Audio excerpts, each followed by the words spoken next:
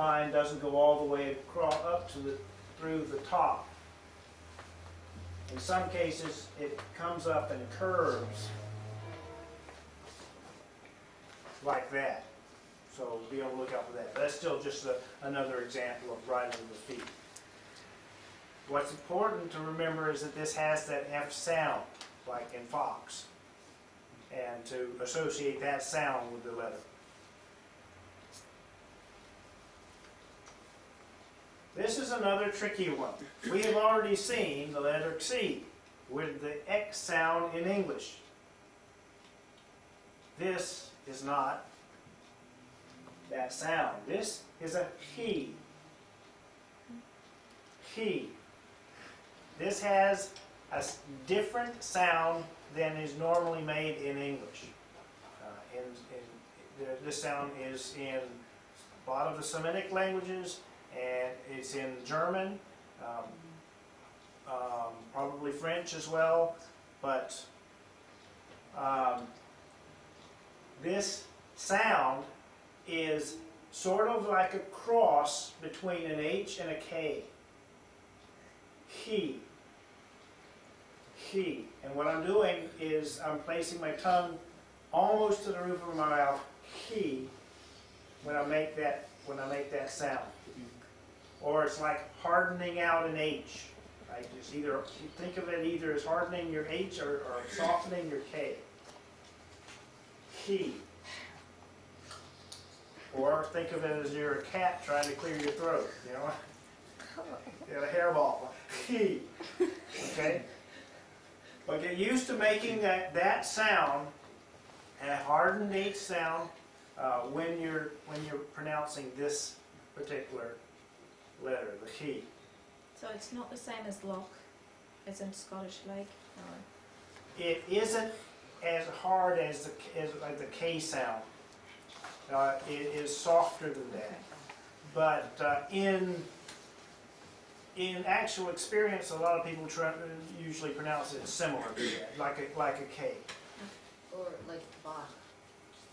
Yeah, Bach. Yeah.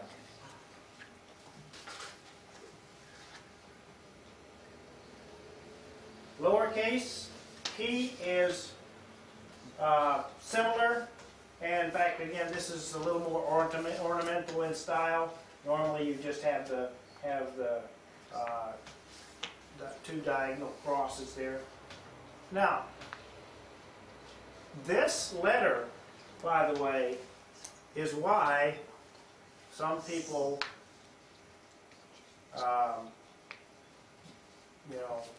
celebrate Xmas instead of Christmas. It's not really a secularist attempt to destroy religion or destroy Christianity. X is the he, which looks like an X, is the first letter in the word Christ, Christos.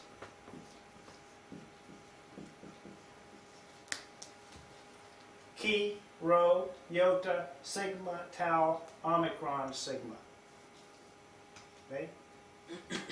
Chi being the first letter then in the word Christ, it's often used as an abbreviation for Christ. You'll also find in lots of liturgical ornamentation these letters. And these are Chi Rho, the first two letters in Christos.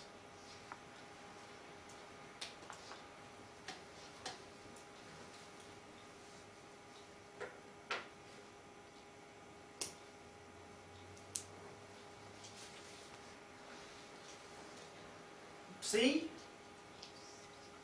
is the next letter, and this is made by a combination of two sounds, the P sound and the Sigma sound, the Ps, as in Pepsi, PS sound. All right, C. It's made by another vertical bar, a vertical line, and with an upsilon coming up from the top and going halfway across like that. The lowercase form, very similar. The other way to remember the sound, the way I remember it, is that it looks like a trident that Poseidon carries in Greek mythology, you know? So when you see that, I think of Poseidon. Yeah. Hey, whatever works. Yes. And the final letter in the Greek alphabet is omega. The omega is in its uppercase form.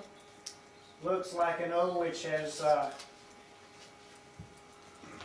some feet on it, so it can stand. O with issues. That's pretty funny. That's a little problem with what bow-legged O. Okay, that's what it is. This is the omega, and the lowercase form sort of looks like a W. Ornamental W, and then this is the final letter. Remember, Jesus is the Alpha and Omega. The Alpha, of course, being the first letter, the Omega being the last. Omega does have that long O sound, as in hope or note, but never the short O sound, as in dog or not. Okay, this is as far as we're going to go this week. Next time, we're going to pick up on some of the sounds that are made by combinations of consonants, and then we're going to look at combinations of vowels or diphthongs, other sounds that are made that aren't represented by a single character. This is the end of this session.